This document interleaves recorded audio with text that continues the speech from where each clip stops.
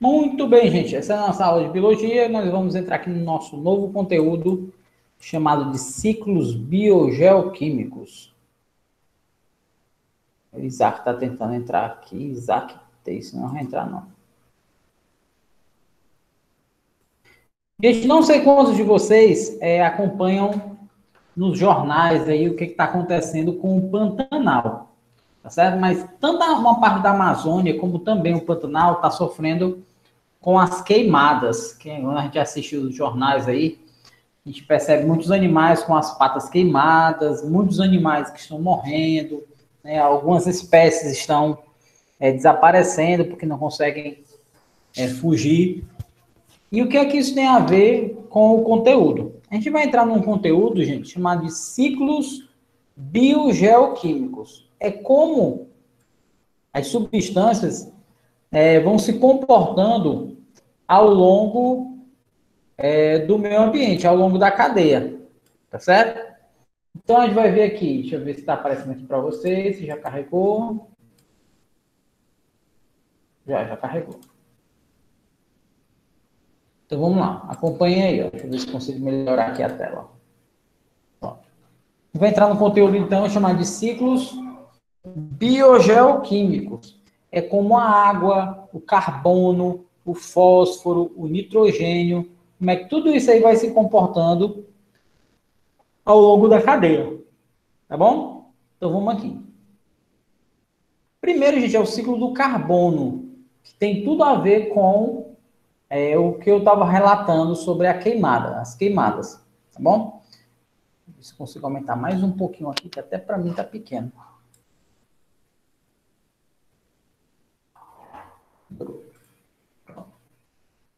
Gente, o que é o ciclo do carbono? Gente, se é um ciclo, é de onde ele começa a aparecer, para onde ele vai e como ele retorna a esse início, tá bom?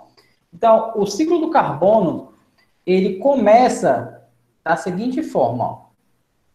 Os animais, em geral, né, tanto os animais, tanto nós seres humanos como os outros animais, todos nós liberamos gás carbônico para a atmosfera, tá bom? As indústrias também liberam gás carbônico para a atmosfera. Os carros também liberam gás carbônico para a atmosfera. As queimadas que estão acontecendo lá no Pantanal aumenta muito o número de gás carbônico na atmosfera. Então, sempre que houver um processo de queima, geralmente o gás carbônico está sendo liberado. Professor, mas como é que o ser humano libera gás carbônico se ele não sofre queima? Sofre, gente. Quando a glicose é queimada dentro da nossa célula, ela libera gás carbônico. Esse processo libera gás carbônico. Então, tanto animais, quanto as indústrias, como os carros, como as queimadas, todos esses processos que eu acabei de falar, eles liberam gás carbônico para a atmosfera. Então, está liberando gás carbônico, só que quando esse gás carbônico chega na atmosfera, nós temos os vegetais, as plantas, né, nas florestas, nas matas, que estão absorvendo esse gás carbônico para poder realizar a fotossíntese. E as algas dos oceanos também estão absorvendo gás carbônico para realizar a fotossíntese. Gente, só que essas plantas aqui, ó, vão servir de alimento para os animais. Então, o que está acontecendo? O gás carbônico está sendo liberado, está sendo absorvido pelas algas e pelas plantas, mas essas algas vão servir de alimento para alguns peixes, para alguns animais marinhos, e esses vegetais vão servir de alimento para esses vegetais vão servir de alimento para esses animais, que vai começar todo o processo de respiração e vai liberar gás carbônico de novo. Então, a gente chama de ciclo do carbono todo esse processo, onde o gás carbônico ele é liberado por esses veículos que eu acabei de dizer, né, por esses meios que eu acabei de falar, e é absorvido pelas plantas. Só que, gente, observe, ó, Se eu estou fazendo muita queimada, se eu estou fazendo muita queimada, por exemplo, no Pantanal, eu estou queimando a floresta e liberando gás carbônico. A minha pergunta é, onde é que vão estar as plantas para poder absorver esse gás carbônico de volta? Não vai ter. Vai ter sido diminuído aqui no Brasil. Então, o gás carbônico ele vai ficar suspenso na atmosfera, esperando que outros seres, como as algas dos oceanos, as outras árvores possam absorver esse gás carbônico. Tá certo? Então, de novo, o que é ciclo do carbono? É uma explicação que a gente dá biológica para a forma com que ele é liberado e a forma com que ele é absorvido. Liberado, absorvido. Liberado, absorvido. Beleza? Isso é o ciclo do carbono, é bem facinho. Tá bom? Qual é o problema da liberação do gás carbônico? Gente, o primeiro, o efeito estufa. Tá certo? Esse é um dos principais efeitos. O que é o efeito estufa? Deixa eu colocar aqui o desenho aqui para ficar até mais fácil. Gente, efeito estufa, ele já existe no nosso planeta. Ele tem que existir. Você não tem como acabar com o efeito estufa, não. Porque o efeito estufa é o que mantém a temperatura na Terra. Tá bom? Agora, o aumento do efeito estufa é que causa problemas no nosso planeta. Então, de forma natural, o Sol ele emite radiação, ela toca na superfície da Terra e a Terra devolve essa radiação para o espaço.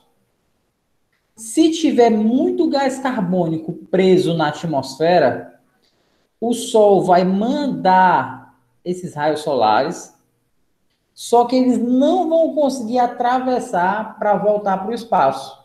Eles vão ficar retidos aqui dentro. Vai tocar a superfície, vai tentar sair da atmosfera para ir para o espaço, não vai conseguir, porque tem muito gás carbônico impedindo, e ela vai retornar para a superfície da Terra.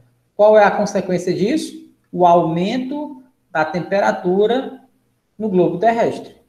Então, um dos motivos pelos quais a gente tem que diminuir a quantidade de gás carbônico liberada no carro, na indústria, nas queimadas, é porque, se não diminuir, esse gás carbônico vai provocar um aumento do efeito estufa, porque os raios solares não conseguem mais voltar para o espaço como seria o correto. Eles vão ficar retidos aqui. Então, tanto é que prova disso, tem uma matéria super interessante no Fantástico.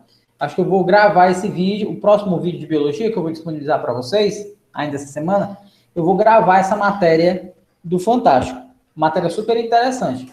Mostrando que em uma ilha, às vezes ficam milhares de focas, se não me engano é foca, o elefante marinho, todas uma em cima da outra, porque não existe mais espaço devido ao gelo ter derretido inteiro.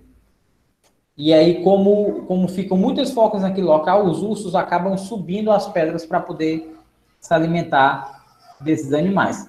Tudo como consequência do aumento do efeito estufa e do aquecimento global. O gelo vai derretendo, o nível do mar vai subindo, tudo como consequência dessa ação que muitas vezes, na maioria delas, é uma ação humana, tá bom? Beleza, então isso aí é o ciclo do carbono. Tem a ver com o efeito estufa, tem a ver também com o aquecimento global. Olha esse gráfico aqui, gente. Ó. O que esse gráfico está me dizendo? Esse gráfico está me dizendo que por volta de 1880, a temperatura média da Terra era por volta de 14 graus. Hoje a temperatura média da Terra está se aproximando dos 15, ó, 14,8. Né? Isso aumentou muito. Né? São aí um pouco mais de um século, onde a temperatura aumentou praticamente 1 grau. Né? E aqui, esse outro gráfico, nos diz aí a quantidade de gás carbônico liberado. Em 1990, não chegava a 1.000 milhões de toneladas. Ó. Hoje, o que a gente tem, no início dos anos 2000, são cerca de 7 milhões de toneladas. Aqui 1 milhão de toneladas, 7 milhões de toneladas só de gás carbônico que está sendo liberado, certo? Então, isso aí traz um prejuízo enorme para o planeta Terra. Beleza? Isso aí, então, é o ciclo do carbono. Lembrando que o ciclo do carbono, gente, também altera a acidez dos mares. Quanto mais ácido o mar se torna, mais prejudicial vai ser para os recifes de corais. Então, por exemplo, já existem locais no litoral do Brasil e os recifes de corais têm diminuído por causa da acidez da água, provocado também pelo aumento do gás carbônico que tem sido liberado. Beleza? Passando para frente, então. Que é muito importante depois vocês deem uma lida, certo? No COP21, que foi uma reunião que aconteceu em Paris, onde muitos países se comprometeram a diminuir a incidência de gás carbônico. Outro, ciclo do oxigênio. Gente, o que é o ciclo do oxigênio? Gente, ó, o ciclo do oxigênio é assim, ó. A gente só vai ver esses dois, tá? Hoje, ciclo do carbono e ciclo do oxigênio. O ciclo do nitrogênio a gente só vai ver na próxima aula. Ciclo do oxigênio. Gente, o ciclo do oxigênio é o seguinte, ó.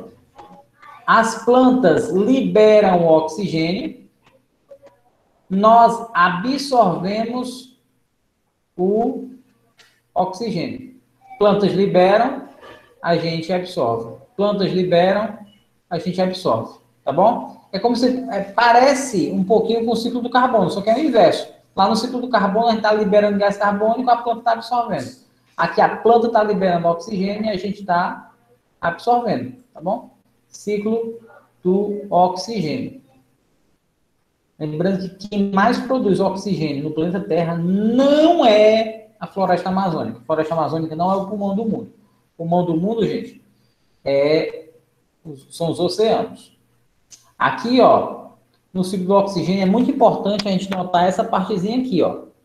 Existe uma camada na atmosfera chamada de camada de ozônio, tá bom? O que é a camada de ozônio? É uma região da atmosfera onde o ozônio está se transformando em oxigênio, o oxigênio está se transformando em ozônio. O ozônio se transforma em gás oxigênio, o gás oxigênio se transforma em ozônio. O tempo inteiro essa brincadeira. Um ficar se transformando no outro. Só que a gente sabe que a quantidade de ozônio em cima da Antártida tem diminuído. E aí eu vou abrir um parêntese aqui, tá certo? Gente, a gente fala de buraco na camada de ozônio, mas não existe um buraco não, tá bom? Não existe buraco na camada de ozônio, não. O que existe é uma quantidade de ozônio menor em cima da Antártida. Tá? Mas aí chamam popularmente como buraco na camada de ozônio. Qual é o problema disso? Mais raios vão entrando. E quanto mais raios entrar na superfície da Terra, mais quente fica o planeta. Beleza? Pronto. Então, esses aí são dois pontos importantes da aula de hoje. O ciclo do carbono e o ciclo do oxigênio.